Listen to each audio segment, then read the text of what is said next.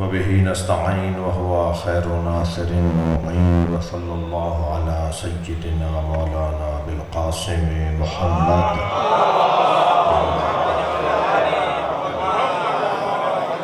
وآله الطيبين الطاهرين المعصومين الذين قال الله إنما يريد الله ليذهب عنكم الرجس أهل البيت ويطهركم تطهيرا.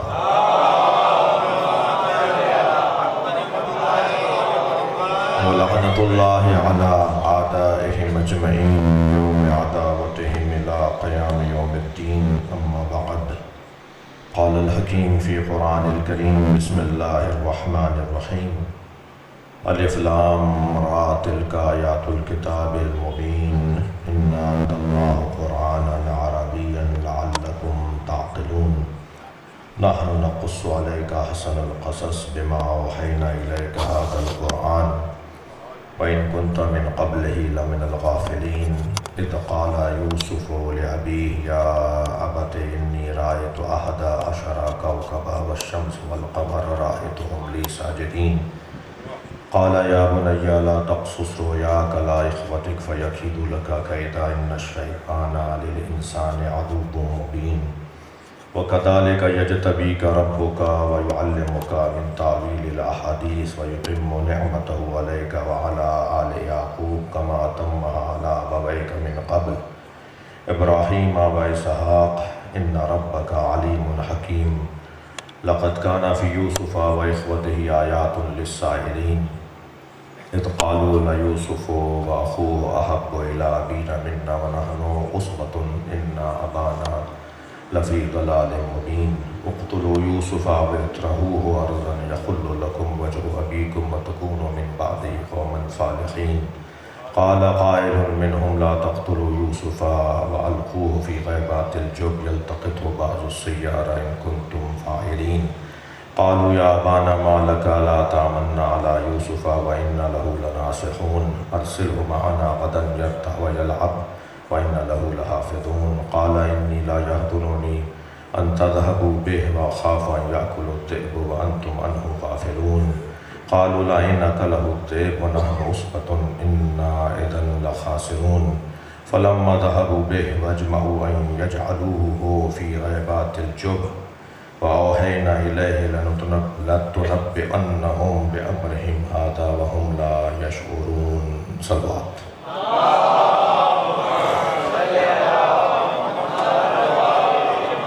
ایک اور صلوات.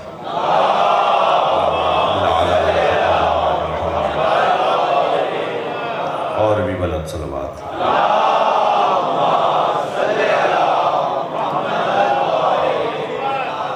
مولانا تشریف لائیے، تشریف لائیے. رضا صاحب آگے تشریف لائیے. ایک اور صلوات صدیہ کریں.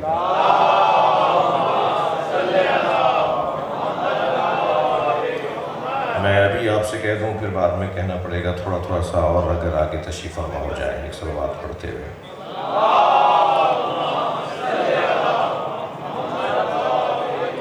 التماس کر رہا ہوں حاضرین مجلس کے مرحومین کے لیے، اور خاص طور پر سید جعفر علی رضوی، سیدہ ملیکہ فاطمہ، سیدہ زہا فاطمہ، سیدہ صالحہ لبنہ تقوی، فروہ مرحومہ فروہ، سید محمد نقوی، مولانا نجم الحسن، بشیر حسین، مرد النساء، نثار فاطمہ، نثار حسین، رئیس فاطمہ، گوہر فاطمہ، آپ سب کے مرحومین رحم اللہ من قرأ الفاتحہ. بسم اللہ الرحمن الرحیم. الحمد للہ رب العالمین الرحمن الرحیم مالک یوم الدین ایاک نعبد و ایاک نستعین اهدنا الصراط المستقیم غير المغضوب عليهم ولا الضالين. بسم الله الرحمن الرحيم. لم يلد ولم يولد ولم يكن له كفوا أحد. بسم الله الرحمن الرحيم. لم يلد ولم يولد ولم يكن له كفوا أحد. صلوات هدیہ کریں گے.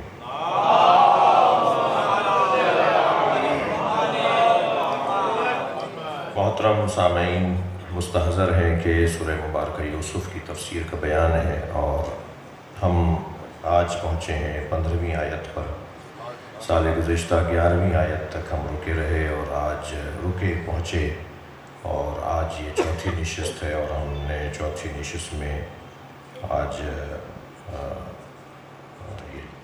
15ویں آیت پر غور کرنا ہے۔ گزشتہ دنوں جو آیات پہ غور رہا وہ آپ کے پیش نظر ہیں۔ جو احباب گزشتہ نشستوں میں نہیں تھے ان کے لیے صرف خلاصۃً عرض کر رہا ہوں کہ سورہ یوسف اللہ نے احسن القصص سورہ قرار دیا ہے۔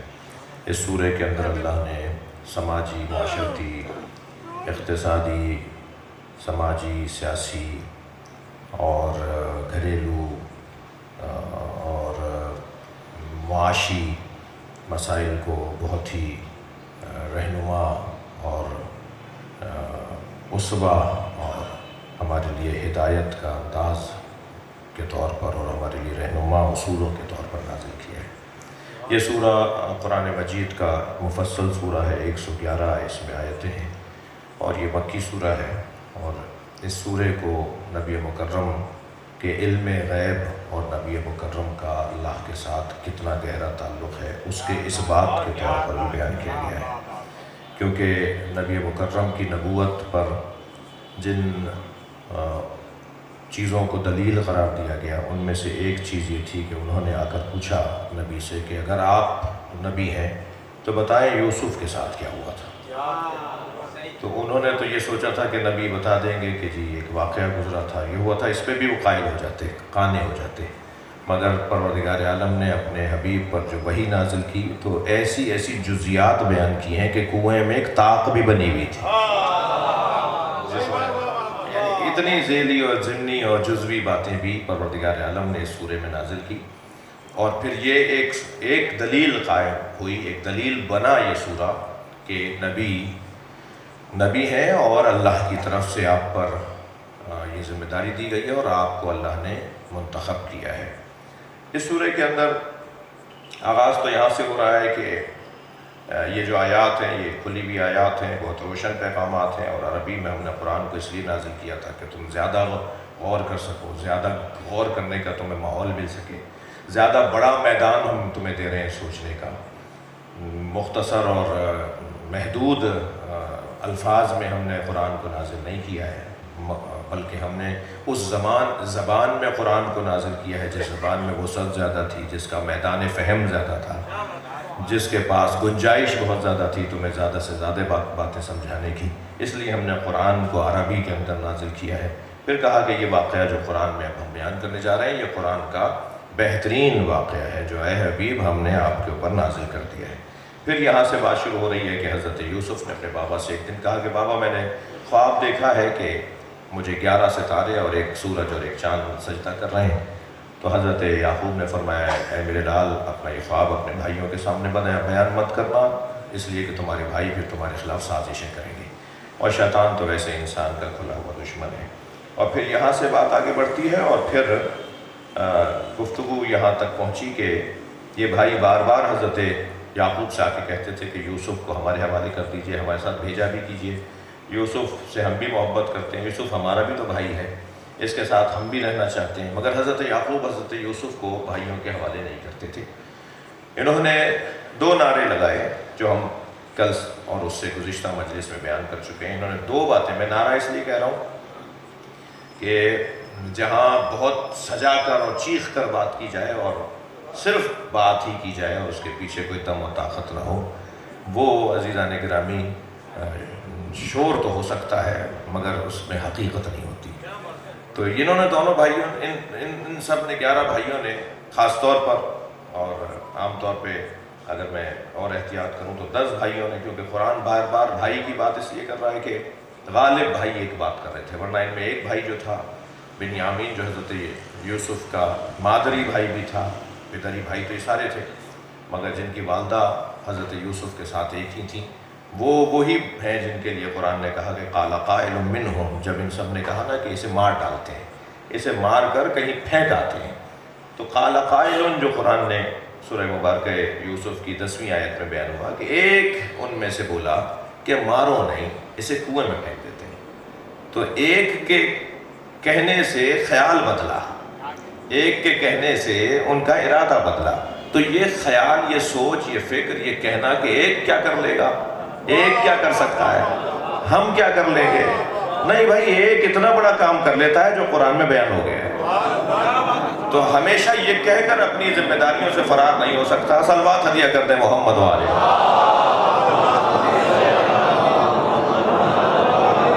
تو یہ وہ بھائی جس نے قال قائل منہم، جسے قرآن نے نام نہیں لیا مگر ذکر کیا ہے کہ ان میں سے ایک نے یہ بات کی۔ پھر بہرحال یہ لوگ آئے اور انہوں نے آ کر کہا کہ بابا کیا بات ہے، آپ ہم پر اعتبار کیوں نہیں کرتے، یوسف کو ہمارے ساتھ کیوں نہیں بھیجتے؟ وَإِنَّ لَهُ لَنَاصِحُونَ، ہم تو اس کے خیر خواہ ہیں۔ دوسرا انہوں نے کہا کل ہمارے ساتھ بھیج دیجیے تاکہ ہم کھیلنے، جب تفریح کرنے اور جب تفریح کے لیے جائیں تو یوسف ہمارے ساتھ جائے۔ اور إِنَّ لَهُ لَحَافِظُونَ، ہم تو اس کے محافظ بھی ہیں، ہم اسے بچائیں گے، ہم اسے کوئی نقصان نہیں ہونے دیں گے۔ یعنی خیر خواہی بھی اور حفاظت بھی، یہ دو ایسی باتیں ہیں کہ جس کی بنیاد پر آپ اور ہم اپنے بچے بھی کہیں بھیج دیتے ہیں۔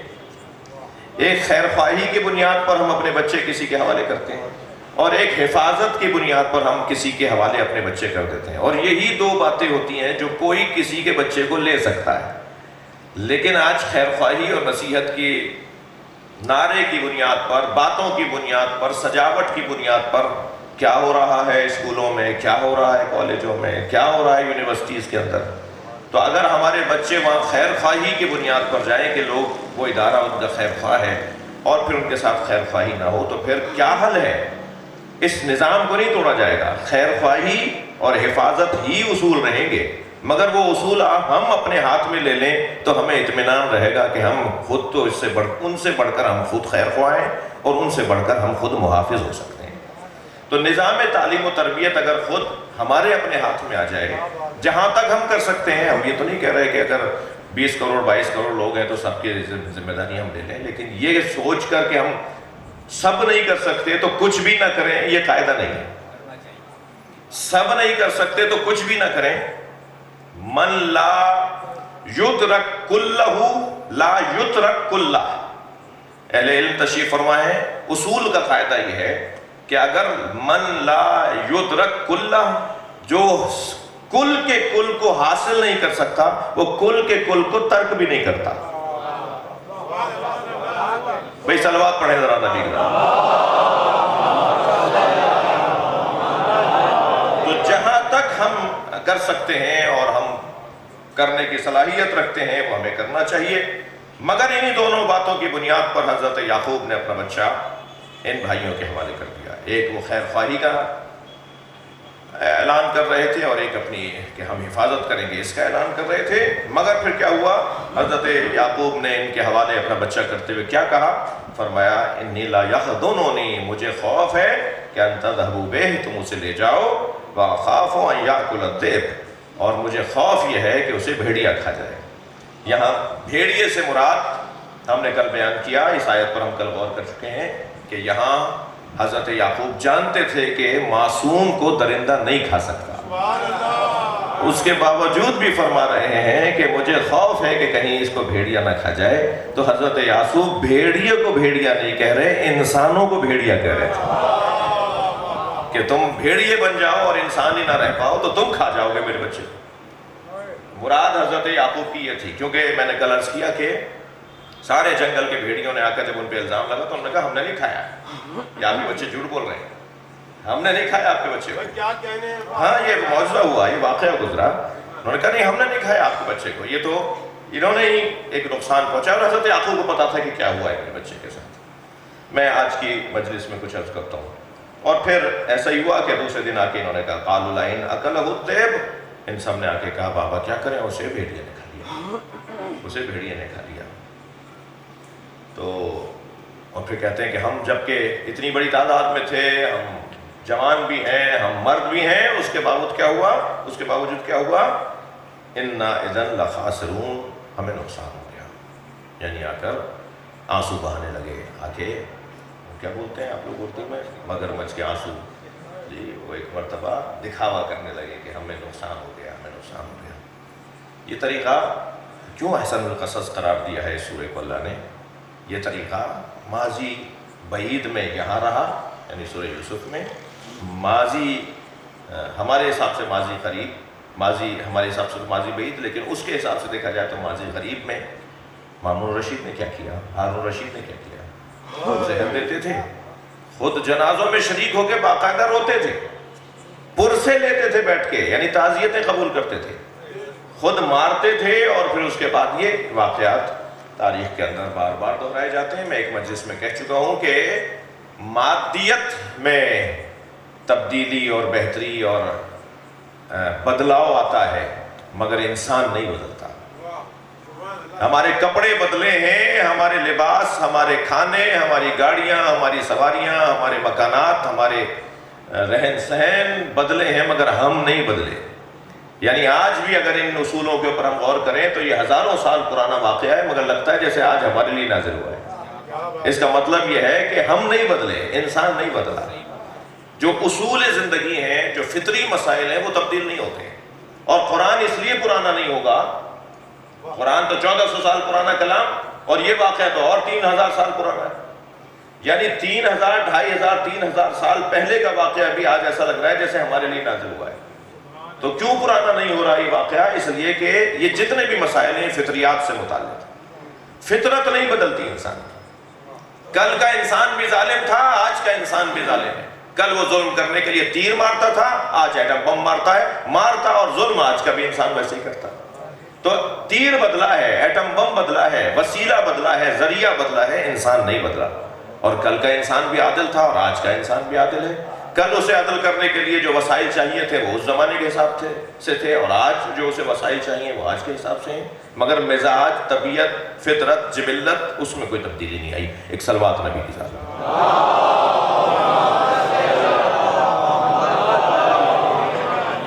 اب وہ جو آج کی آیت ہے جس پہ میں آپ کے ساتھ غور کر رہا ہوں، فَلَمَّا ذَهَبُوا بِهِ، فَلَمَّا ذَهَبُوا بِهِ، وہ لے گئے، پس وہ لے گئے۔ مولانا آج کی آیت کو شروع کرنے جا رہا ہوں، آپ جلدی سے آگے تشریف فرما ہو تو اور مجھے حوصلہ ملے گا۔ ایک صلوات اور نبی کی طرف۔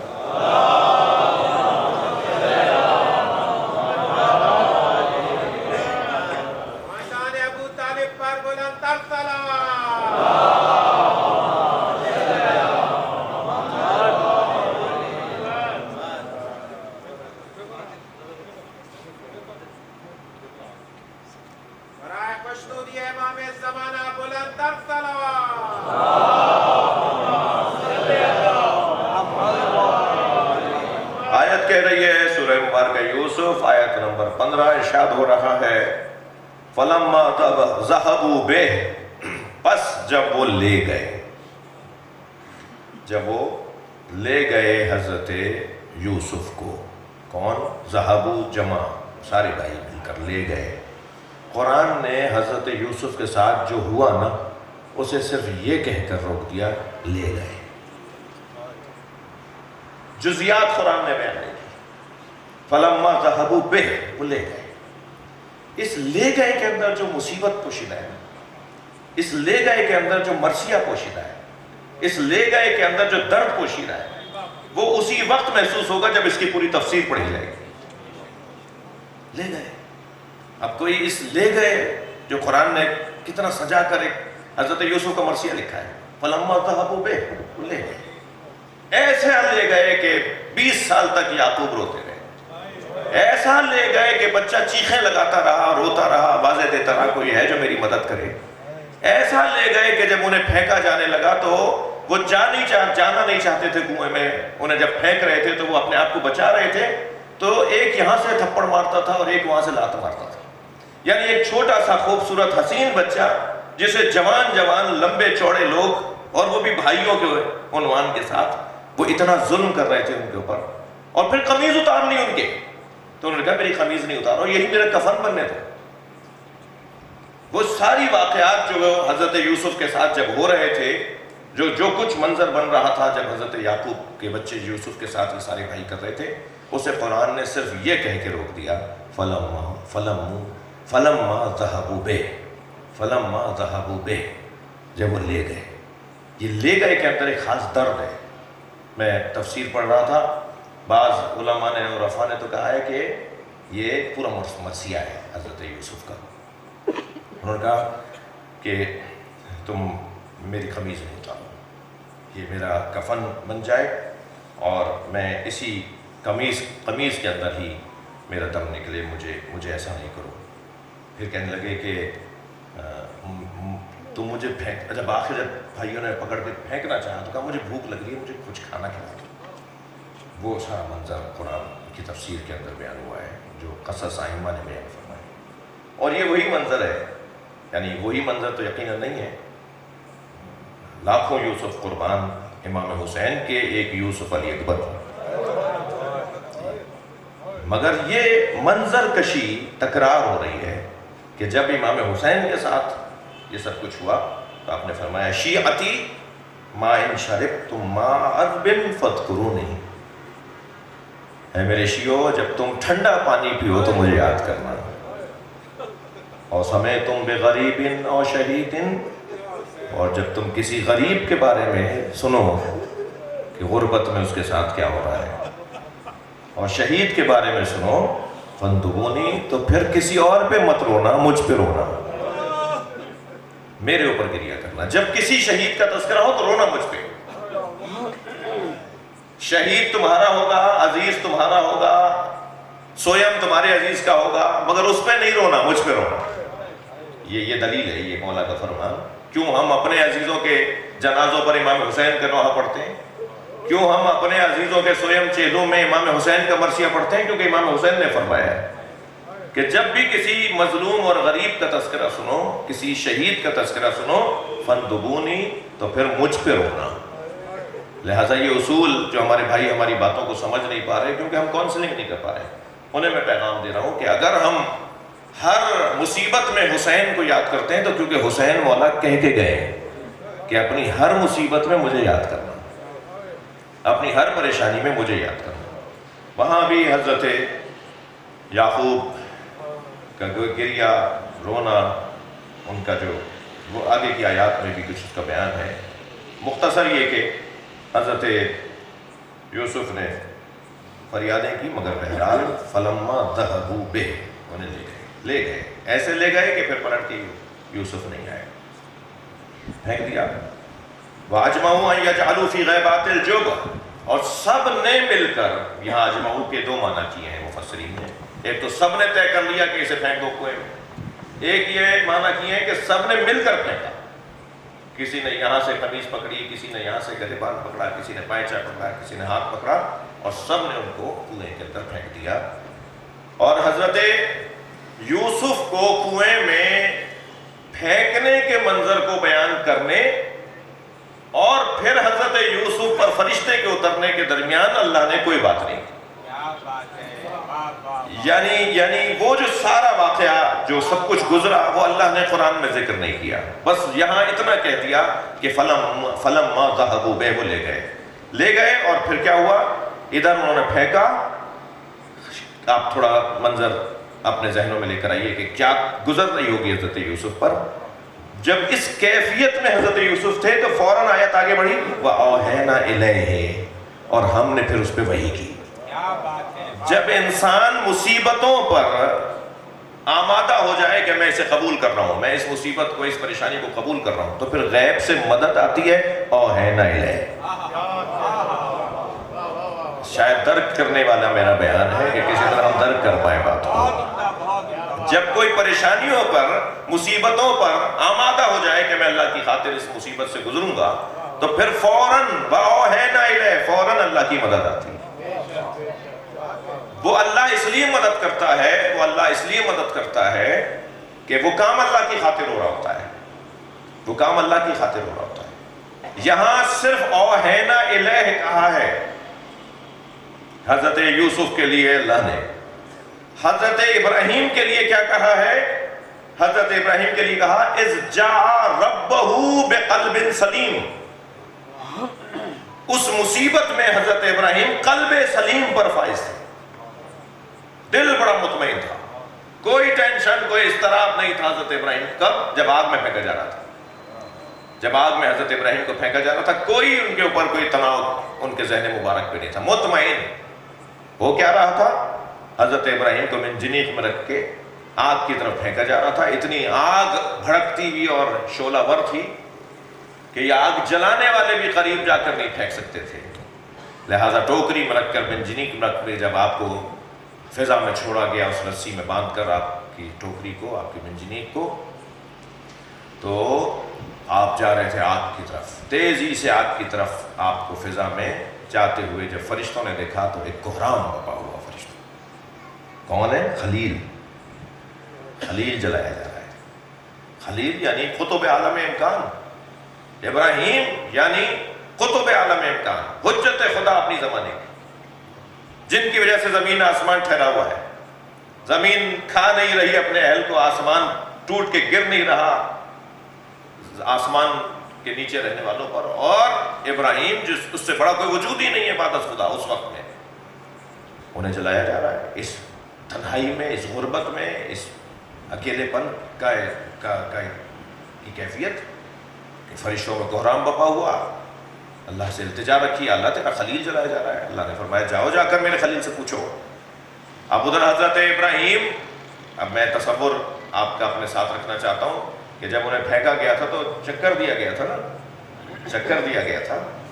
ہمیں تو ایک چکر آ جائے تو چکر آ جاتا ہے، یہاں اتنے چکر کے باوجود قرآن کہہ رہا ہے قلب سلیم، اس لیے کہ حجت خدا پر نہ چکر اثر کرتا ہے نہ بخار۔ صلوات پڑھنے ذرا محمد و آل محمد۔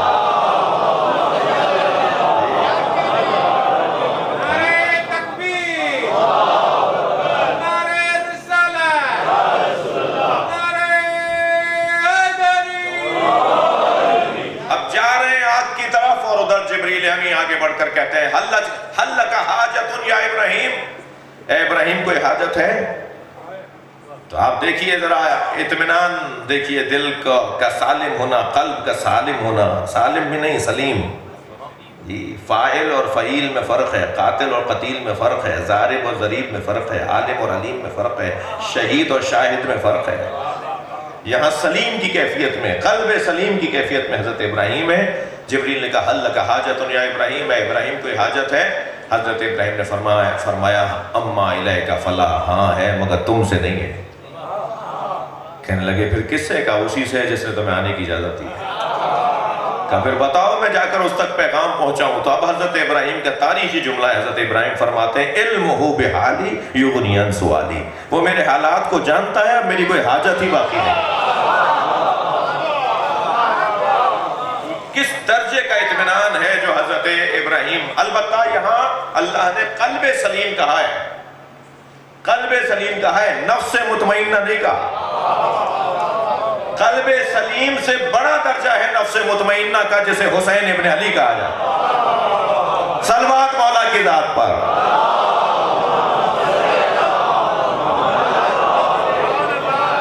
یا ایتھا النفس المطمئنہ ارجعی الی ربک راضیۃ مرضیہ۔ وہاں حضرت ابراہیم قلب سلیم پر فائز ہیں، اور قرآن کہہ رہا ہے کہ جاء ربہ بقلب سلیم، وہ آئے اپنے رب کی طرف ایک قلب سلیم کے ساتھ، قلب سلیم کے ساتھ اپنے رب کی طرف آئے۔ ادھر رب بلا رہا ہے میری آغوش میں آ جا جی۔ میں آغوش محاورتاً بولا ہوں بھائی، مجھے پتا ہے میں کیا بول رہا ہوں۔ اللہ کوئی بدن نہیں رکھتا، اللہ کو کوئی جسم نہیں ہے، یہاں آغوش محاورہ ہے جی۔ آغوش رحمت میں آ جاؤ جی، میری ذات میں ضم ہو جاؤ، میری ذات میں اتر آؤ۔ یہ جو جنتی کا لفظ ہے نا اسی آیت کے اندر جی، یا ایتھا النفس المطمئنہ ارجعی الی ربک راضیۃ مرضیہ۔ بھائی تھوڑی سی دقت بڑھائیں گے، میرا ذوق جب اچھا ہوگا جب آپ کا ذوق اچھا ہوگا۔ یا ایتھا النفس المطمئنہ ارجعی الی ربک راضیۃ، اس حالت میں کہ تو اپنے رب سے راضی ہونا تو یہ چاہیے تھا تیرا رب تجھ سے راضی۔ یہاں اللہ کہہ رہا ہے اس حالت میں آ جا کہ تو اپنے رب سے راضی اور تیرا رب تجھ سے راضی۔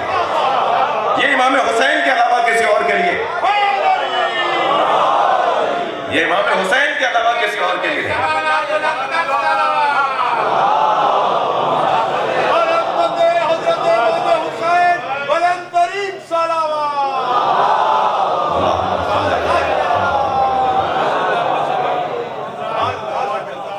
یہ جن کے ساتھ ظلم ہوا ہے، جو ظالم کا چہرہ تو ظلم کرنے سے کھل گیا، مگر مظلوم کی عظمت بھی مختلف ہے. کبھی یوسف بنتے ہیں تو کبھی حسین بنتے ہیں. اور حسین ابن علی کا درجہ تمام قربانی دینے والوں میں سب سے بڑا درجہ ہے.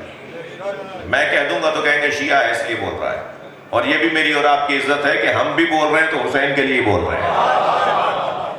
یہ قیامت میں ان پہ کھلے گا کہ ہم حق بول رہے ہیں. اس لیے کہ قرآن میں سب سے بڑی آزمائش حضرت ابراہیم کی آزمائش کو اللہ نے قرار دیا سورہ صافات کے اندر. یہ آیت بھی سورہ صافات کی ہے. اس جا ربہ بقلب سلیم، یہ بھی سورہ صافات ہے. اور وہ جس میں حضرت ابراہیم کی ساری قربانیوں کو بیان کر کے اللہ نے ارشاد فرمایا ان ھذا لہو البلاء المبین. یہ سب سے بڑی آزمائش تھی جو ابراہیم پر نازل ہوئی، جو ابراہیم نے جس کا سامنا کیا. ان ھذا لہو البلاء المبین. بلا یعنی آزمائش. ابتلا امتحان کو کہتے ہیں، بلا امتحان کو کہتے ہیں. وہ ہمارے سائیں نہیں آج، ورنہ وہ کہتے ہیں بلا تو سانپ کو کہتے ہیں. جی وہ کہاں ہے، وہ ڈھونڈیے بھائی. ایک صلوات اور پڑھے ذرا.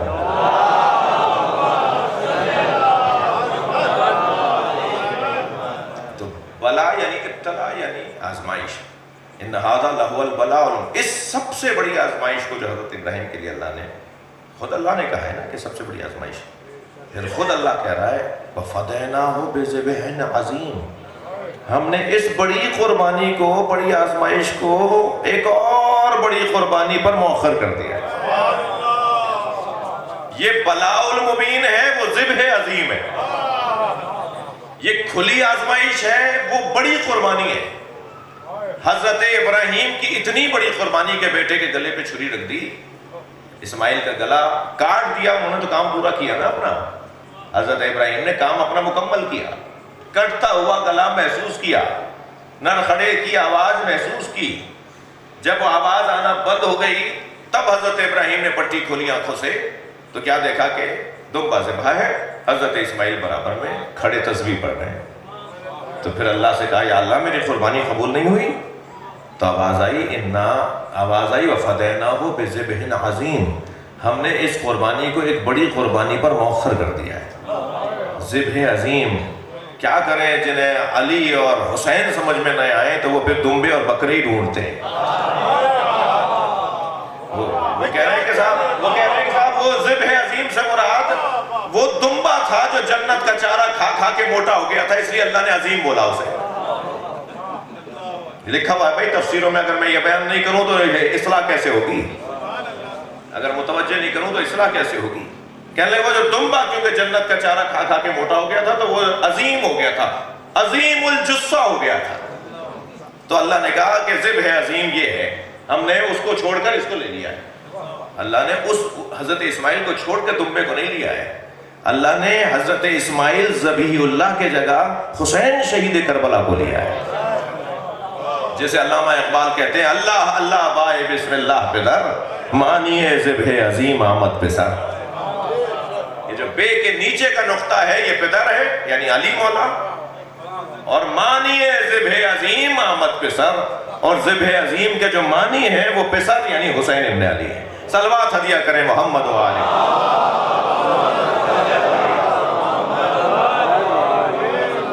تو وہ جو کیفیت ہے وَأَوْحَيْنَا إِلَيْهِ، یہ تسلی کی کیفیت ہے. حوصلہ دے رہا ہے اللہ حضرت یوسف کو. وہ بھائیوں نے کیا، یہ اللہ کر رہا ہے. مولا حسین کے ساتھ وہ امت نے کیا، یہ اللہ کا حسین مولا کے ساتھ جو انعام ہے وہ یہ کہ 1400 سال گزرنے کے بعد بھی آج سب سے زیادہ کثرت سے جس کا ذکر ہوتا ہے وہ حسین ہے. کتنا بڑا انعام ہے. اور پھر حدیث مبارکہ میں ہے، امام جعفر صادق علیہ السلام ارشاد فرماتے ہیں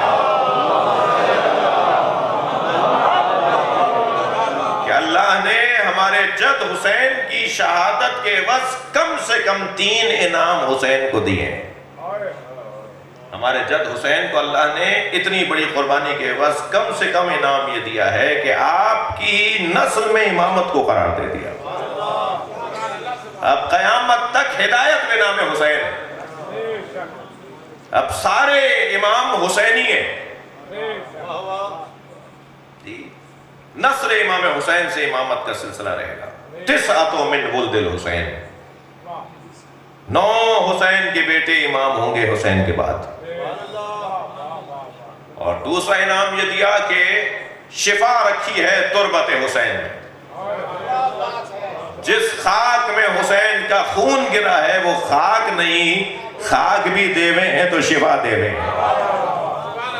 خاک میں بھی شفا ہے. اور تیسرا عنوان یہ کہ تحت قبۃ الحسین مناجات قبول ہوں گی، دعائیں قبول ہوں گی. جو حسین کی زرعی پر چلا جائے اور گنبد کے نیچے کھڑا ہو کے دعا مانگے، اللہ اس کی دعاؤں کو قبول کرتا ہے.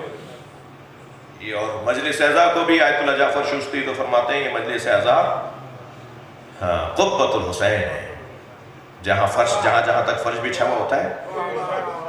یہ عرفا اہل دل اس فرش اعزا کو امام حسین کا مزار مانتے ہیں کہ آپ فرش اعزا پہ قدم نہیں رکھ رہے بلکہ حرم امام حسین میں قدم رکھ رہے ہیں. اس لیے جب فرش اعزا پہ قدم رکھا جائے تو جوتیاں اتار کے آئیں، اس لیے کہ حرم میں آ رہے ہیں. جب فرش اعزا پر آئیں تو وضو کر کے آئیں، اس لیے کہ حرم امام حسین میں آئیں. میں اگر اسی نیت کے ساتھ بیٹھوں گا تو یقیناً مجھے بہت کچھ نصیب ہوگا. بات وہ کر رہا تھا، جلدی گزرنا بھی میرے مزاج کا حصہ بھی نہیں ہے کہ ایسے بھی جلدی بس گزر جائیں. کوئی بات نہیں، ایک آیت پہ 2 دن غور کر لیں گے، کیا قیامت آ گئی. لیکن نا انصافی نہ ہو آیات کے الفاظ سے، اور جب تک مجھے ذائقہ نہیں آئے گا ذائقہ منتقل نہیں ہوگا. تو عرض کر رہا ہوں کہ وہ جو کیفیت ہے نا کہ اس ایسے بھائیوں نے پھینکا اور ادھر پھر حضرت یوسف مدد بھی مانگ رہے تھے مگر یہ کوئی مدد نہیں کر رہا تھا. سب سے چھوٹے بھائی بھی تھے، سب سے خوبصورت بھی تھے، نازک اندام بھی تھے. بدن آپ کا اتنا نازک تھا کہ بلا تشبیہ ہوئی کہ گالوں کی طرح آپ کے ہاتھ پیر تھے. آپ کے چہرے انور کے اوپر جو نور تھا، جو آپ کے ہاں حسن تھا، وہ بھی ایک کنایہ ہے، استعارہ ہے. حسن یوسف تو حسن یوسف دم عیسیٰ ید بیضا داری، آنچے خوباں ہمیں دارن تو تنہا داری. وہ حسن یوسف ایک استعارہ، ایک نشانی، ایک علامت. ان ساری باتوں کے باوجود، ان نزاکتوں کے باوجود قلب آپ کا سلیم تھا. آپ کی کیفیت وہ انتہائی مثالی تھی. دل کر رہا ہے کہ ایک تو قلب کی کیفیات کو قرآن مجید نے بیان کیا ہے. ایک کیفیت کو قرآن نے مریض کہا ہے، قلب مریض.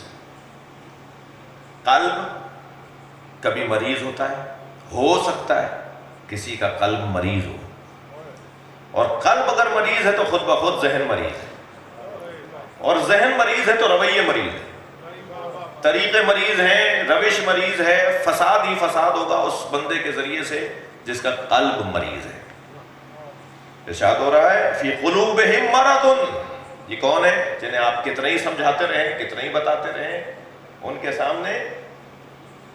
سامنے کتنے ہی قرآن پڑھ کے انہیں قرآن کی ہوا بھی دیتے رہو، اگر قلب ان کا مریض ہے تو قرآن کی ہوا اور ان کی بیماری میں اضافہ کرے گی، قرآن سے شفا نہیں ملے گی. پہلے وہ ماحول، زمینہ، وہ گھر، وہ مکان، وہ جگہ آمادہ کرنا پڑتی ہے جس کے اندر مظروف اترے. ظرف کو پہلے تیار کیا جاتا ہے. نجس ظرف کے اندر کتنی ہی آپ پاک چیزیں ڈالتے رہیں وہ نجس ہوتی چلی جائیں گے. تو پہلے قلب کو مرض سے نکالنا ہے. فی قلوبہم زیغ، کبھی کہا ہے ان کے دلوں پہ زنگ ہے، کبھی کہا ہے فی قلوبہم مرض، ان کے دلوں میں مرض ہے. اللہ مریض دل لوگوں سے بھی ہمیں محفوظ رکھے، اور ہمارے قریب تو قلب کا مرض آ نہیں سکتا، اس لیے کہ ہم ایسے دروازے پہ بیٹھے ہیں کہ جہاں شفا ہی شفا ہے اور ہمیشہ دل کو تازگی دینے کا ذریعہ ذکر اہل بیت ہے. تو یہ ویکسینیشن ہے بھائی جو اس وقت میں بیٹھا ہوں آپ کے ساتھ. ہر کچھ مدت کے بعد ہمیں مجلس میں آنا چاہیے تاکہ ہمارے قلب کی بیماری ہمارے قریب نہ آنے پائے. تو قلب کی ایک کیفیت مرض کا عنوان دیا گیا ہے، اور قلب کی دوسری کیفیت ہے منیب. ایک قلب ہے قلب منیب، جو قلب منیب، ایک ایسا قلب جو پلٹتا ہے بار بار. یعنی روزانہ بھٹکتا ہے، بہکتا ہے، پھر پلٹ آتا ہے، روزانہ اغوا ہوتا ہے اور پھر دوبارہ سے بحال ہو جاتا ہے۔ وہ جو قلب منیب ہے نا، انابہ منیب، جی پلٹنے والا قلب، جا کر آ جانے والا قلب، یہ ہے وہ جو توبہ کرنے والوں کا قلب ہے۔ وہ بہک جاتے ہیں، وہ اغوا ہو جاتے ہیں، مگر پھر پلٹ کر وادی رحمان میں آ جاتے ہیں۔ آپ نے کبھی غور فرمایا، میں بچوں اور جوانوں سے بات کر رہا ہوں، بزرگوں سے دعا چاہیے کہ اللہ جن سے محبت کرتا ہے اس لسٹ میں ایک نام ہے ان اللہ یحب التوابین، اللہ توبہ کرنے والوں سے محبت کرتا ہے۔ تو اللہ توبہ کرنے والوں سے محبت کیوں کرتا ہے؟ اس نے تو کوئی گناہ کیا ہوگا، اس نے تو کچھ کیا ہوگا، یہ تو توبہ کر رہا ہے، تو اللہ انہی سے محبت کیوں کرتا ہے؟ اس کی مثال میں آپ کی خدمت میں عرض کروں کہ فرض کیجئے ایک ماں کے 4 بچے ہوں، ایک بچہ اغوا ہو جائے اور کوئی 6-7 مہینے، سال 2 سال کے بعد بحال ہو کر راہزنوں سے، ڈکیتوں سے چھٹ کر واپس آئے، تو سارا خاندان دیکھتا ہے کہ ماں کے بچے تو 6 ہیں، 4 ہیں، 1 سے زیادہ ہیں، مگر ماں کو محبت اس سے زیادہ ہو گئی ہے کہ جو اغوا ہو گیا تھا۔ کھانے پینے کا خیال بھی زیادہ اسی کا ہے، اوڑھنے بچھونے کا بھی اسی کا ہے، جی آنے جانے پہ بھی ساری توجہ اسی پر ہے۔ بھائی آپ کے تو بچے اور بھی ہیں، آپ ایک بچے پہ زیادہ خیال توجہ کیوں ہے؟ تو عجب نہیں جواب آئے کہ یہ اغوا ہو گیا تھا، دوبارہ پلٹ کر آیا ہے۔ تو کیا کروں، مجھے خود نہیں پتا اس سے محبت کیوں ہو گئی ہے۔ اللہ جو توبہ کرنے والوں سے محبت کرتا ہے اس کا فلسفہ یہ ہے کہ یہ اغوا ہو کر وادی شیطان میں چلا گیا تھا، پلٹ کر وادی رحمان میں آیا ہے، جو واپس آ جاتا ہے اس سے زیادہ پیار ہوتا ہے۔ تو یہ جو قلب منیب ہے، جو پلٹنے والا قلب ہے، یہ بہت غنیمت قلب ہے، یہ بہت اچھا قلب ہے کہ جو پلٹ تو آتا ہے، بہرحال پلٹ کر آ جاتا ہے۔ لیکن اس سے زیادہ جو معتبر قلب ہے وہ ہے قلب سلیم، جس کے لیے حضرت ابراہیم کو یاد کیا گیا۔ یہ جو قلب، نفس، فؤاد، یہ جو مختلف تعبیرات قرآن مجید کے اندر آئی ہیں قلب کے لیے، کبھی قلب کا لفظ استعمال ہوا ہے، کبھی نفس کا لفظ استعمال ہوا ہے، کبھی فؤاد، جی فؤاد و قلبی، قرۃ عین، فؤاد، یہ جو پھر قلب کے اندر، قلب ایک مکمل، میں ان بچوں سے ذرا تشبیہ اور کچھ مجسم کرنے کی کوشش کرتا ہوں۔ ایک قلب کو ایک تصور کریں، پھر اس کے اندر ایک درمیانی جگہ ہوتی ہے، پھر اس درمیانی جگہ کے اندر بھی ایک درمیانی جگہ ہوتی ہے، وہ جو بالکل مرکزی نقطہ ہوتا ہے قلب کے اندر، اسے فؤاد کہتے ہیں۔ جی اگرچہ ہمارے ہاں جس معنی میں جگر کہا جاتا ہے، اس معنی میں یہاں قلب کا استعمال اللہ کر رہا ہے۔ وہ جو نفس کی کیفیت ہے، دل اور دماغ کا ایک ہونا، اسے نفس کہا گیا ہے عرفاء کی زبان میں، جب دل و دماغ ایک کیفیت میں آنے لگے۔ تو اس کی بھی پھر 3 قسم بیان ہوئی ہیں۔ اس کی ایک قسم تو بہت ہی مشہور ہے، نفس امارہ، دوسری قسم ہے نفس لوامہ، تیسری قسم ہے نفس مطمئنہ۔ نفس امارہ جس پر گناہوں نے اتنا بوجھ ڈال دیا ہو، اتنا زیادہ گناہ اس پر آ گیا ہو کہ وہ دب کر رہ گیا ہو، اس کو نفس امارہ کہا جاتا ہے۔ تھک تو نہیں رہے؟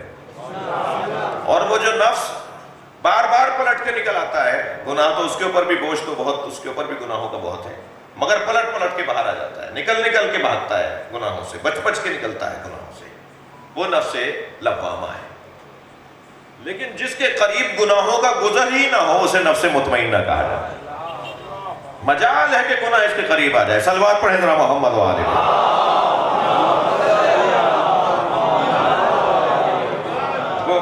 وہ نفس مطمئنہ کی کیفیت ہے۔ یہاں اوحینا الیہم لتنبئنہم بامرہم ھذا، اللہ نے جو وحی کی حضرت یوسف پر، وہ وحی کیا تھی؟ متوجہ کیا بامرہم ھذا، ان کے بارے میں کہ جو بھائی کر کے جا رہے ہیں، اس کے بارے میں، بے امرہم جو بھائیوں نے کیا، ھذا جو بھائیوں نے یہ جو کیا ہے، اس کے بارے میں اللہ نے متوجہ کیا۔ اب کیا بھائیوں کے بارے میں متوجہ کیا یا بھائیوں کے کیے کے نتیجے کی طرف اللہ نے متوجہ کیا؟ مفسرین نے دونوں لکھا ہے۔ مفسرین نے دونوں لکھے ہیں. میں زیادہ دیر بھی آپ کو نہیں دینا چاہتا زحمت. بہرحال تقریباً پون گھنٹہ مجھے ہو گیا, مجھے 10 منٹ اور بولنے دیجیے گا. جی, یہ جو اللہ نے متوجہ کیا وحی کی صورت میں, کس بات کی طرف متوجہ کیا؟ ایک تو یہ متوجہ کیا کہ یہ جو ظاہری کنواں ہے نا, یہ تکلیف وقتی ہے, یہ وقت گزر جائے گا, یہ ایک جیسا وقت نہیں رہے گا. کتنی دیر رہی, کتنی دیر رہے حضرت یوسف کنویں کے اندر؟ 1 دن سے کم. مگر وہ 1 دن, ایک لمحہ اس کا سالوں پر غالب تھا. تکلیف میں جب انسان ہوتا ہے تو آسائش میں 10 سال اور تکلیف میں 1 گھنٹہ برابر ہوتا ہے.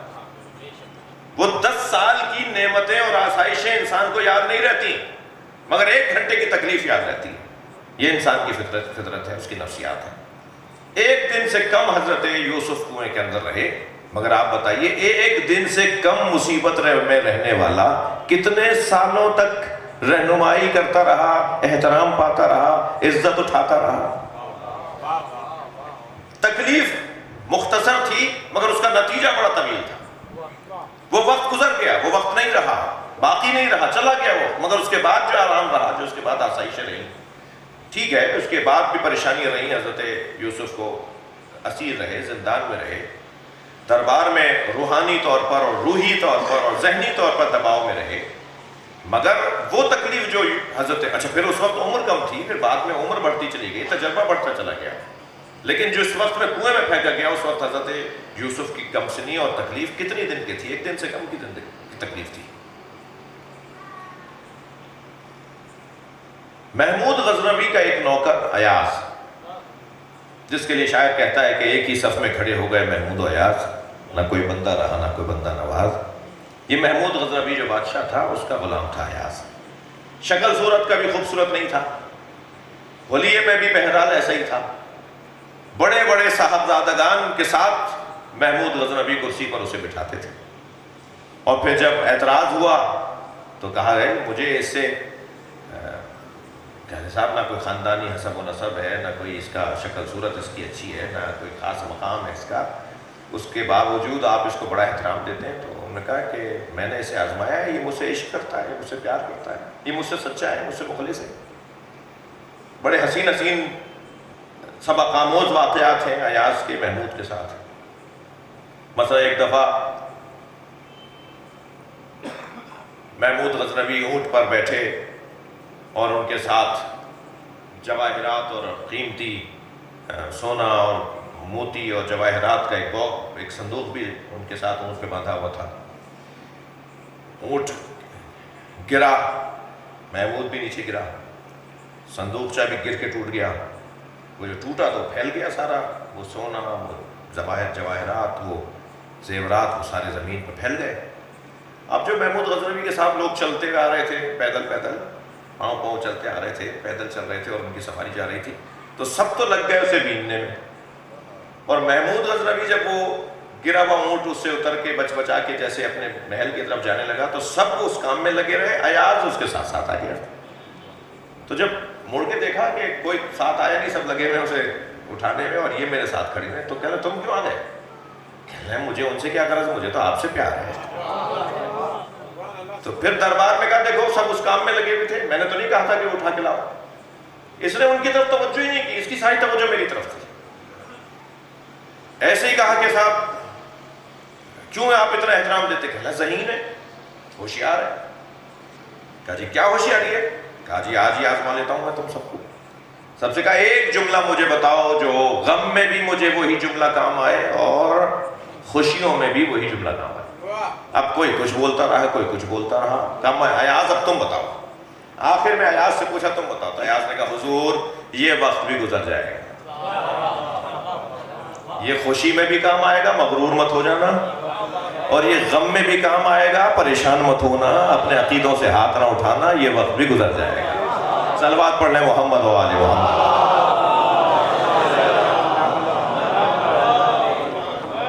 تو یہ وقت گزر جائے گا, اور گزر گیا حضرت یوسف کے اوپر وہ وقت. اور پھر حضرت یوسف کن کن مقامات تک پہنچے, یہ وہی تھی, مفسرین لکھتے ہیں یہ وہی تھی جو حضرت یوسف پر آئی کہ یہ ظاہر کنواں ہے مگر باطن میں عزت و احترام ہے. یہ وقت گزر جائے گا، اور تمہارے بھائیوں کے لیے قیامت تک ننگ و عار ہے۔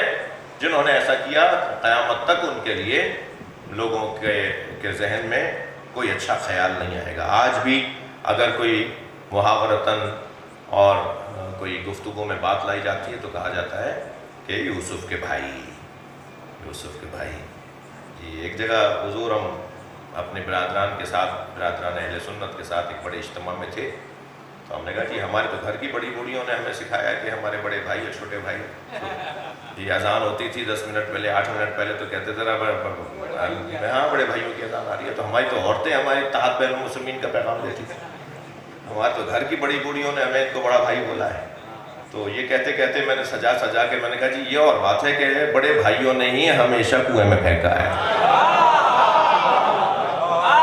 ہم بڑے بھائی کہہ کے تھک نہیں رہے اور آپ کنویں میں پھینک کے تھک نہیں رہے۔ صلوات پڑھیں ذرا محمد و آل محمد۔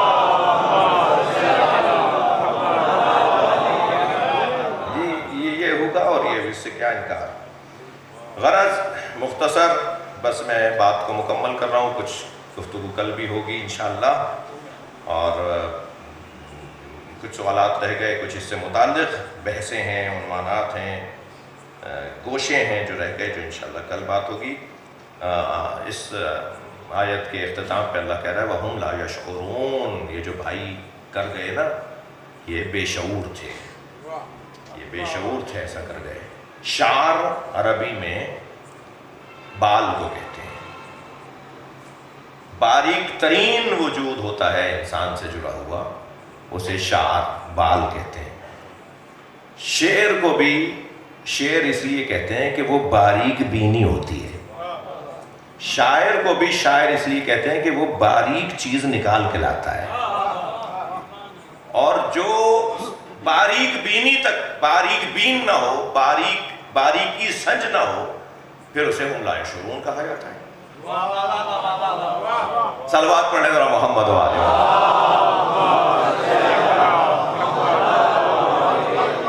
لہذا شاعر کا ہنر یہ ہے کہ وہ چیز نکال کے لاتا ہے، ایک باریک ترین چیز نکال کے لاتا ہے، جیسے ابھی شاہ صاحب نے بہت عمدہ کلام پڑھا، اور آپ کو معلوم ہے کہ قرآن سے کی ردیف ہے، اور شاعر حضرات بحر میں بھی مختار ہیں اور قافیے میں بھی مختار ہیں، اور اچھے اچھے کلام آ رہے ہیں۔ آج بھی بہت اچھا کلام آیا، اور میں نے جناب ڈاکٹر ادیب نقوی صاحب جو خود مضبوط شاعر ہیں، میں نے دوسری مرتبہ ان کے ساتھ 10 دن کا سفر کیا، تو یہ مجھ پر ہر روز عیاں تر ہوتا گیا کہ شاعر بڑے مضبوط ہیں بھائی، فی البدی کلام کہتے ہیں، بیٹھے بیٹھے کلام مکمل کر لیتے ہیں، اور اچھا مضبوط کلام کہتے ہیں، یعنی باقاعدہ ہوتا ہے نا کہ بھئی وہ میں نے ان کو دیکھا ہے کہ انہیں اسی وقت مصرع دیا گیا، بلکہ مصرع بھی نہیں، مصرع بھی خود ہی فوراً نظم کرتے ہیں،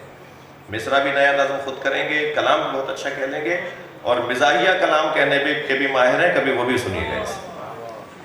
تو اللہ ہم سب کو قرآن کی ان پیغامات پہ عمل کی توفیق عطا فرمائے۔ 2-3 سوال لیں گے آپ سے۔ جی انہیں مائک دیجیے گا،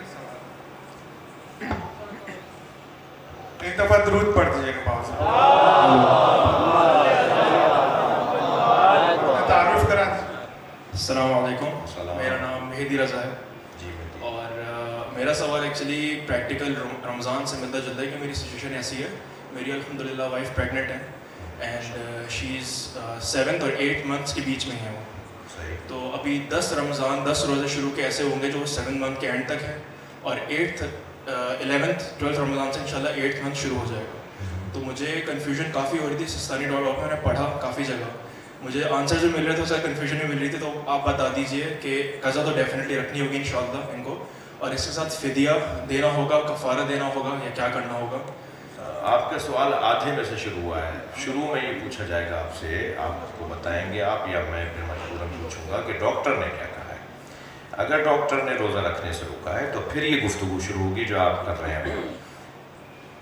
ہم نے ایکچولی رجب میں شعبان میں ٹرائی کیا، روزہ رکھتے ہی ان کو بہت زیادہ پین شروع ہو جاتا تھا اور برداشت نہیں ہوتی تھی بھوک۔ میں پھر بھی کہوں گا کہ ڈاکٹر سے رجوع ضرور کریں گے، بعض اوقات ہر ایک کی کیفیت و طبیعت مختلف ہوتی ہے. اگر ڈاکٹر منع کر رہا ہے تو پھر آپ ڈاکٹر کے کہنے پہ روزہ چھوڑیں گے، مگر اس روزے کے چھوڑنے پر ایک روزے کے عوض ایک روزہ، کوئی فدیہ نہیں دینا. فدیہ ان لوگوں کو دینا ہوتا ہے، اچھا ہے سوال کے ضمن میں، فدیہ انہیں دینا ہوتا ہے کہ جو لوگ روزہ نہیں رکھ سکتے آگے جا کے بھی، یعنی آئندہ سال ماہ رمضان آنے تک وہ روزے کی قضا نہیں کر سکتے، ان کی بیماری پکی ہے، وہ روزہ نہیں رکھیں گے، انہیں فدیہ دینا ہوتا ہے. ایک روزے کے بس 3 پاؤ آٹا احتیاطاً 1 کلو دے دیجیے، ٹھیک ہے. اچھا ایک دوسری ایک چھوٹا سا ایک ہے کہ یہ تو میں چاہ رہا تھا آپ سے ملاقات ہوتی تو سوال پوچھتا، لیکن اب وہ ہو نہیں پا رہی کافی ٹائم سے. تو یہ ہے کہ میں اپنی بیٹی کے لیے نام دیکھ رہا تھا، حیا فاطمہ میں نے سلیکٹ کیا ہے. اچھا نا، پاپا کی البتہ مجھے آپ اور میں آپ سے ملتا ہوں اگر ملتا تو بہت اچھی. کیونکہ قرآن سے تفاضل کر لیتے ہیں.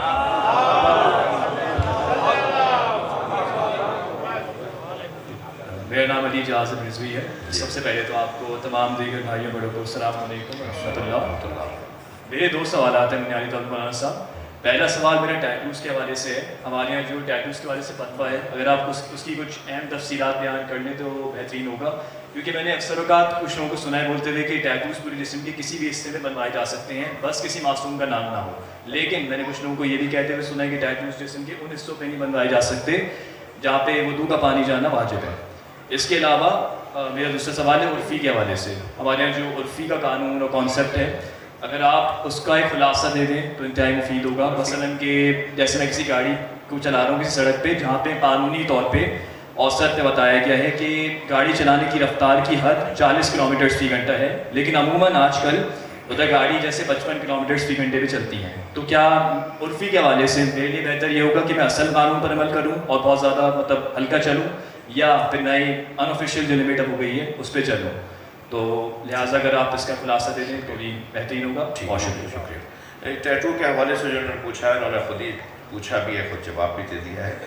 اور وہ یہ کہ بیٹھو اور وہ یہ کہ ٹیٹو کے حوالے سے تمام فقہا کے نزدیک، یعنی تمام فقہا اس کو حرام نہیں جانتے، مگر حرام ہو جائے گا اگر اس کا حکم توہین کے زمرے میں اور دائرے میں آ جائے گا. مثلاً بدن کے اوپر اللہ، رسول، اہل بیت کے نام اگر لکھ لیے جائیں گے تو وہ توہین کے کیونکہ زمرے میں آئے گا، تو توہین کی وجہ سے حرام ہے. باقی ٹیٹو کے بارے میں فقہا اس کو مکروہ قرار دیتے ہیں، حرام نہیں ہے.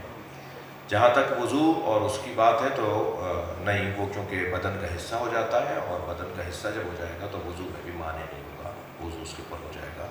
لہٰذا مکروہ اس لیے کہ آپ اپنے بدن کو ایک نئی شکل دے رہے ہیں. آپ اللہ کے بنائے ہوئے پہ مطمئن نہیں ہیں، آپ خوش نہیں ہیں کہ اللہ نے آپ کو کیسا بنایا ہے، آپ اور خوبصورتی اس میں لانا چاہتے ہیں، تو پھر شریعت تو اسے پسند نہیں کرے گی، اللہ کا نظام اسے پسند نہیں کرے گا. عرف عام کے حوالے سے آپ کا سوال ہے کہ جہاں جو قاعدہ قانون سماجی اور راہ رستوں کے حوالے سے قوانین بنائے گئے ہیں، ان کی خلاف ورزی کرنا کیسا ہے. تو خلاف ورزی یہ کہہ کر نہیں کی جا سکتی کہ سب ایسا کر رہے ہیں تو میں بھی کروں گا. خلاف ورزی ہر ملک کے قانون پر عمل کرنا شرعی حکم رکھتا ہے، واجب ہے، اور جیسا قانون ہے ایسے ہی حکم ہے. یعنی اگر قانون لازمی ہے، کوئی گنجائش نہیں ہے تو وہ واجب کہلائے گا، کوئی گنجائش ہے تو وہ مثلاً ہم مستحب کہیں گے اسے. تو جو احکامات احکام خمسہ کے اندر آتے ہیں وہی ہمارے قوانین کے مطابق آتے ہیں. تو شریعت امضا کرتی ہے، شریعت سائن کرتی ہے، شریعت دستخط کرتی ہے علاقائی قوانین کے اوپر. جی درود پڑھ دیجیے. السلام علیکم. اگر میرا سوال یہ ہے کہ قرآن عربی میں نازل ہوا اور اس وقت اس قوم کی زبان بھی عربی تھی، ان کی ہدایت کے لیے، ان کی اصلاح کے لیے آیا تھا، لیکن ان کی اصلاح نہیں ہوئی. ان میں سے زیادہ تر ایسے تھے جو نبی کریم صلی اللہ علیہ وسلم کی توہین بھی کی، ان کے اولادوں کی توہین بھی کی. ٹھیک ہے. دوسرا یہ ہے کہ ہم کیسے قرآن، وہ یعنی کہ ثواب کے لیے تو قرآن پڑھا جاتا ہے، لیکن وہ کیسے ہماری ہدایت کر سکتا ہے، کیسے ہماری اصلاح کر سکتا ہے؟ جیسے ہمارے ملک میں بھی حال یہ ہے کہ ایک دوسرے کی غیبت کرنا، تہمت لگانا، دوسرے مسائل ہیں بہت سارے، تو قرآن کیسے ہماری ہدایت کر سکتا ہے؟ بہت شکریہ. ایک سوال دوسرا یہ ہے کہ آج کل کے جو مسائل ہیں، آج کل جو دنیا چینج ہو رہی ہے، آپ نے ابھی 2 بر اعظموں کا دورہ کیا، افریقہ کا، یورپ کا، پھر ماشاءاللہ آپ پورے ملکوں میں جو ہے جاتے رہتے، دورے کرتے ہیں. تو یہ جو دنیا کے حالات چینج ہو رہے ہیں، تو وہ اس میں ہمیں کیسے زندگی گزارنی ہے، کیسے آگے عمل کریں اور کس طرح اپنے یعنی کہ کاموں کو عمل دیں. بہتر کریں. جی پہلا سوال کا ایک حصہ ہے وہ تو یہ کہ قرآن عربیا لعلکم تعقلون، خود اس میں اللہ نے علت بیان کرتی ہے کہ ہم نے قرآن کو عربی میں پڑھی جانے والی کتاب اس لیے بنایا ہے. آیات تلک آیات المبین، یہ کھلی ہوئی آیات کو قرآن عربیا بنایا ہے ہم نے. یہ کھلی ہوئی آیات کو ہم نے عربی میں پڑھی جانے والی کتاب بنایا ہے. ٹھیک ہے. کیوں؟ اس لیے کہ لعلکم تعقلون. میں نے آج بھی ایک جملہ کہا تھا، اس وقت آپ نہیں تھے، اور یہ بحث ہم سال گزشتہ بڑی تفصیل سے شاید ایک دن ہم نے لگایا تھا کہ اللہ نے قرآن یعنی پوری ایک نشست اس پہ تھی کہ عربی میں کیوں. تو اس کا میں اس کو جلدی سے عرض کر دیتا ہوں. کیونکہ کسی زبان میں تو قرآن کو اترنا تھا، کسی زبان میں تو اترنا تھا، کسی لہجے میں تو اترنا تھا قرآن کو. تو قرآن کو عربی میں ہی کیوں اللہ نے اتارا ہے؟ کیونکہ اور زبانوں سے زیادہ اس کے الفاظ میں وسعت ہے، اس کے الفاظ میں گنجائش ہے گریز لینے کی، اس کے الفاظ میں گنجائش ہے معنی بدلنے کی. تو ایک لفظ کے جیسے ایک مشہور واقعہ ہے ابو اسحاق کندی کا مشہور واقعہ ہے امام حسن عسکری علیہ السلام کے زمانے کا، کہ جب انہوں نے قرآن کے خلاف ہی ایک رسالہ لکھ ڈالا اور اس میں لکھا کہ قرآن کی ایک آیت دوسری آیت سے ٹکراتی ہے، تو امام عسکری علیہ السلام نے ان کے رسالے کا ایک جملے میں جواب دیا تھا. اور جواب یہ تھا کہ حضرت نے فرمایا اسے جا کر کوئی پوچھے کہ کیا عربی میں ایک لفظ کے کئی معنی نہیں ہیں؟ وہ کہے گا ہاں ہیں. جب وہ کہے کہ ایک لفظ کے کئی معنی ہیں تو پھر تم نے وہ معنی ہی کیوں لے لیے کہ جس سے تضاد اور اختلاف ظاہر ہو رہا ہے؟ وہ معنی کیوں نہیں لے لیے جس سے اختلاف ظاہر نہیں ہو رہا؟ اور قرآن کہہ رہا ہے کہ قرآن میں کوئی اختلاف نہیں ہے. تو قرآن عربی میں اس لیے کہ اس کے اندر وسعت زیادہ ہے، اور اس کے علاوہ کوئی اور زبان ہوتی تو اور مشکلات ہوتی. اور پھر یہ قرآن نازل ہوا ہے عربی میں، قرآن نازل ہوا ہے عربی میں. زبان سے ہٹ کر جو قرآن ہے وہ تو کتاب مکنون ہے، جسے لا یمسہ الا المطہرون کہہ کر اللہ نے یاد کیا ہے. وہ سوائے 14 کے کوئی سمجھ ہی نہیں سکتا، اور انہوں نے سمجھا ہے اور ہمیں ان الفاظ میں سمجھایا ہے. اس لیے یہ ہماری ضرورت تھی کہ قرآن عربی میں نازل ہو. جہاں تک یہ بات ہے کہ ہماری زبان عربی نہیں ہے، تو ہماری زبان تو انگلش بھی نہیں ہے، ہماری زبان تو چینی بھی نہیں ہے، ہماری زبان تو فارسی بھی نہیں ہے. ساری زبانیں اپنے مطلب کے لیے تو ہم سیکھ رہے ہیں. ہم اللہ کا کلام سمجھنے کے لیے عربی کیوں نہیں سیکھ سکتے؟ جی دوسرا پہلو آپ کا کہ آج جو دنیا کے حالات تبدیل ہو رہے ہیں تو اس میں ہماری کیا ذمہ داریاں بنتی ہیں؟ انسان کو باشعور ہونا چاہیے، جو بھی آیت کا آخری حصہ تھا. باشعور اگر ہم ہو گئے، بافہم اگر ہو گئے، باریک بین اگر ہو گئے، جس کو اگر لفظ میں بدل کے میں کہوں کہ فقاہت اور سمجھ اور شعور ہمارے اندر اگر آ گیا، فہم اور فراست اگر ہمارے اندر آ گئی، بصیرت کا لفظ بہتر رہے گا، بصیرت اگر ہمیں حاصل ہو گئی تو ہم پوری دنیا کے ساتھ نہ صرف چل سکتے ہیں بلکہ ان کے آگے چل سکتے ہیں. جی حضور آخری کو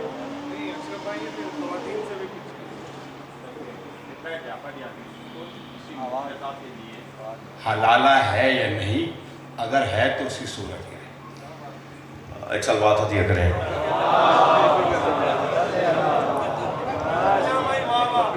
فقہ جعفریہ میں حلالہ ہے یا نہیں، ہمارے ہاں حلالہ کے لفظ کی جگہ محلل کا لفظ استعمال کرتے ہیں فقاہت میں، اور یہ لفظ ہو گیا ہمارے بھائیوں کے ساتھ منسوب. ہمارے ہاں کیونکہ ہماری تعداد کم ہے، ہمارے ہاں یہ بحث نہ ہونے کے برابر ہے، لہٰذا ہمارا لفظ مشہور نہیں ہوا. ہمارے ہاں بھی حلالہ ہے مگر اسے محلل کہتے ہیں. ان کے ہاں حلالہ کیونکہ فوراً ہے، ہمارے ہاں حلالہ بڑی مشکل سے ہے. ان کے ہاں فوراً کیسے ہے کہ جیسے ہی کسی نے غصے میں، کہ ابھی میں ایک جگہ تھا، ایک رسانے پہ تھا، تو وہ مفتی صاحب فرمانے لگے کہ طلاق تو دی غصے میں جاتی ہے. تو بھائی یہ کس نے کہہ دیا کہ طلاق غصے میں دی جاتی ہے؟ طے کر لیا ہم ساتھ نہیں رہ سکتے تو بڑے سکون سے بھی دی جا سکتی ہے، بڑے آرام سے بھی دی جا سکتی ہے، بڑے چین سے بھی دی جا سکتی ہے، محبت اور مسکراہٹ کے ساتھ بھی طلاق دی جا سکتی ہے. تو طلاق کا جو ہمارے ہاں حکم ہے ایک نشست میں جاشوی صاحب کا یہ جو سوال اس کا جواب یہاں سے شروع رہا ہے کہ ایک نشست میں 3 مرتبہ نہیں 30 مرتبہ بھی کوئی کہہ دے اپنی زوجہ کو کہ میں نے تمہیں طلاق دی تو وہ ایک شمار ہوگی، کیونکہ نشست ایک ہے۔ ایک نشست ہمارے یہاں گنتیاں الفاظ کی نہیں ہیں، نشستوں کی ہیں، بیٹھکوں کی ہیں، جی مجلسوں کی ہیں۔ ایک ملاقات ایک مجلس میں اگر کوئی 30 مرتبہ بھی کہتے 300 مرتبہ بھی کہتے تو وہ ایک شمار ہوگی، کیونکہ ایک نشست ہے۔ اب دوسری نشست تک اگر انہوں نے ایک دوسرے سے رجوع کر لیا تو یہ دونوں میاں بیوی ہیں، ان کو حلالے کی ضرورت ہی نہیں، محلل کی ضرورت ہی نہیں۔ وہاں ہمارے بھائیوں کے یہاں فوراً محلل کی ضرورت ہے۔ اگر یہ دوبارہ ایک دوسرے سے زندگی گزارنا چاہتے ہیں تو پہلے کسی اور سے نکاح کریں، اس نکاح کے بعد طلاق ہو، پھر وہ عدت 3 مہینے کی گزارے، کم سے کم 3 مہینے کی عدت گزارے، اور پھر عدت گزارنے کے بعد اس سے دوبارہ سے شادی ہوگی۔ معلومات 4 مہینے کا قصہ شروع، کم سے کم 4 مہینے کا معاملہ شروع ہو گیا ہے۔ ہمارے یہاں صحیح نہیں، ہمارے یہاں فقہ جعفریہ میں بھی اور اہل حدیث کے بھی ایک بہت بڑی تعداد اس بات کی طرف متوجہ ہو گئی ہے۔ مفتی شیرانی صاحب نے یہی فتویٰ دے دیا ہے جو ہمارے یہاں بہت پہلے سے ہے۔ تو پھر فرض کیجئے کہ 1 مہینے بعد نہیں 10 دن کے بعد دوبارہ یہی عمل ہو جاتا ہے اور پھر رجوع کر لیتے ہیں تو بھی محلل کی ضرورت نہیں ہے۔ پھر خدا نخواستہ 10 دن بعد یہ عمل شروع ہو جاتا ہے، دوبارہ طلاق دے دیتا ہے 30 مرتبہ۔ تو اب جو 30 مرتبہ اس نے طلاق دی ہے، چاہے وہ 1 مہینے میں مکمل ہوا ہو، چاہے وہ 2 سالوں میں 9 مہینے میں مکمل ہوا، 3 مہینے کی رجوع کے بعد، اب جو 30 مرتبہ اس نے ایسا کر دیا ہے نا، اب ہمارے یہاں بھی محلل ہے، ہمارے یہاں بھی حلالہ ہے، اور یہی پورا سسٹم ہے کہ وہ طلاق کی ان سے تو علیحدہ ہو ہی گئی، وہ طلاق ہو گئی، وہ کسی سے نکاح کریں گی، وہاں سے طلاق لیں گی، محلل، اور پھر محلل کے بعد دوبارہ اگر آنا چاہتی ہیں ان کے پاس، لیکن جو اس انداز سے بار بار تجربے کر رہا ہو تو پھر ضرورت کیا ہے ایسے کے ساتھ رہنے کی؟ درود پڑھ دیجیے گا وہاں سے۔ جی خواتین سے سوال لیں گے، خواتین۔ السلام علیکم۔ وعلیکم۔ 2 سوال پوچھیں جی جی بھائی۔ کے حوالے سے کہ جب ہم تلاوت کرتے ہیں، جیسے ہم 19ویں سپارے کی تلاوت کر رہے ہیں جس میں سورہ نمل ہے، اس کے بعد ہم وقفہ دے دیں 20واں سپارہ شروع کریں، تو وہ 20واں سپارہ ہم کیا بسم اللہ پڑھ کے شروع کریں یا نہ پڑھیں؟ اگر بسم اللہ ہم پڑھتے ہیں تو ہم اپنا ایڈیشن کر رہے ہیں اس قرآن میں، کیونکہ 19ویں سپارے میں بسم اللہ ہے، تو اس طرح کی بسم اللہ ہو جائیں گے اس صورت میں۔ اس کے لیے ہمیں کیا کرنا چاہیے؟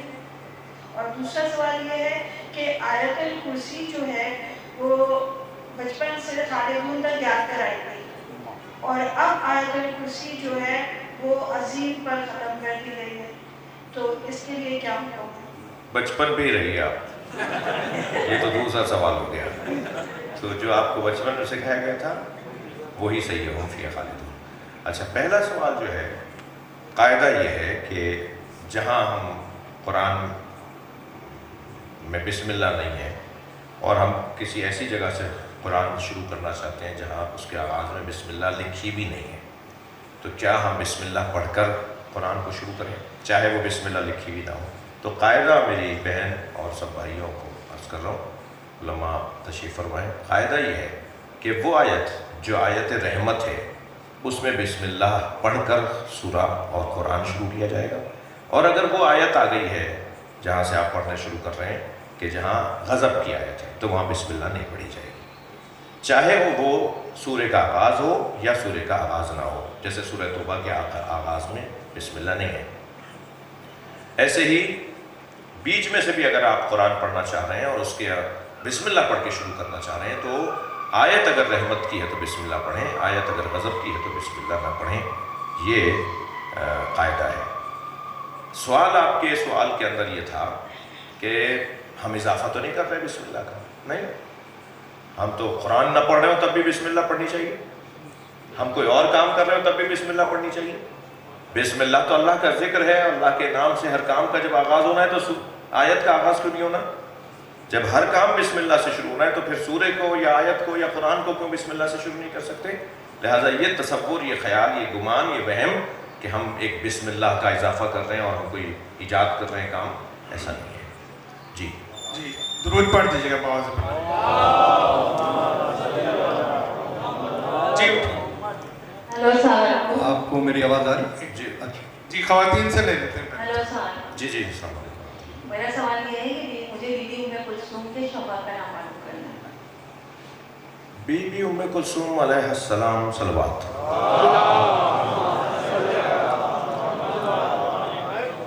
کیمرے بند کرو تو جواب دو، کیونکہ جو حاضری کے نیاز لینے آئے وہ تو برداشت کر جائیں گے، اور جو ٹھنڈے کمرے میں لیٹے ہوئے مجلس سن رہے ہیں ان سے برداشت نہیں ہوگا.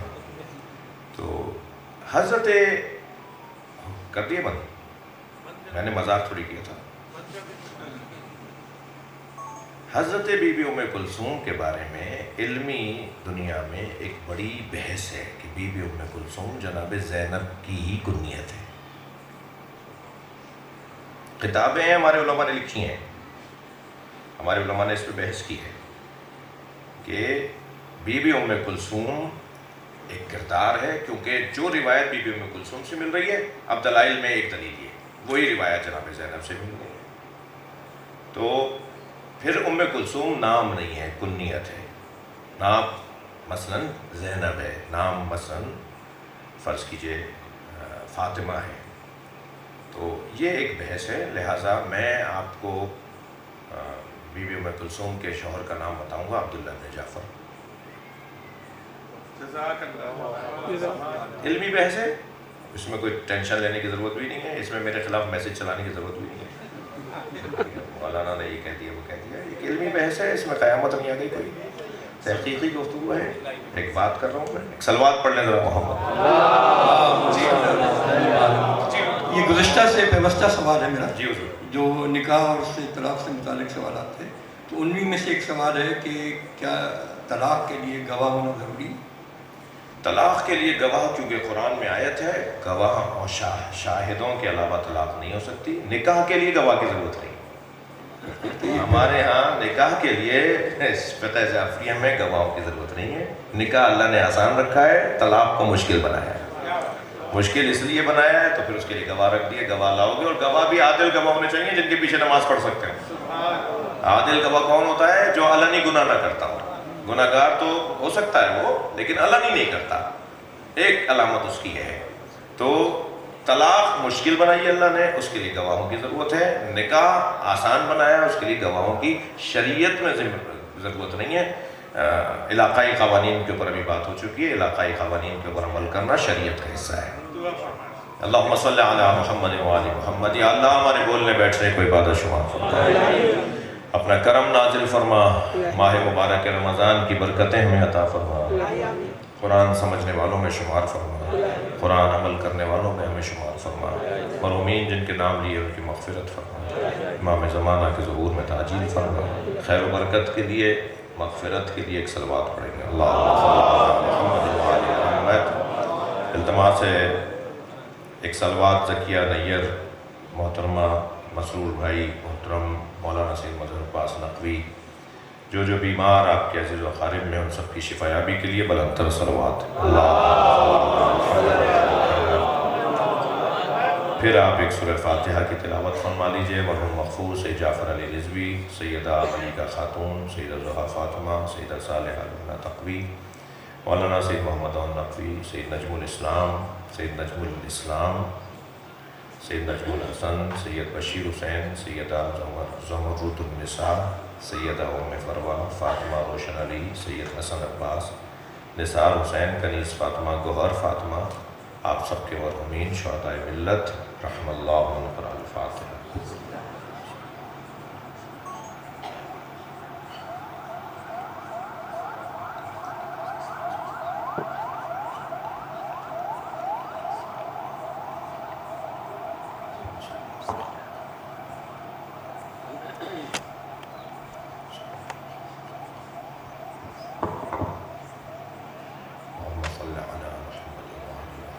بلند تر صلوات.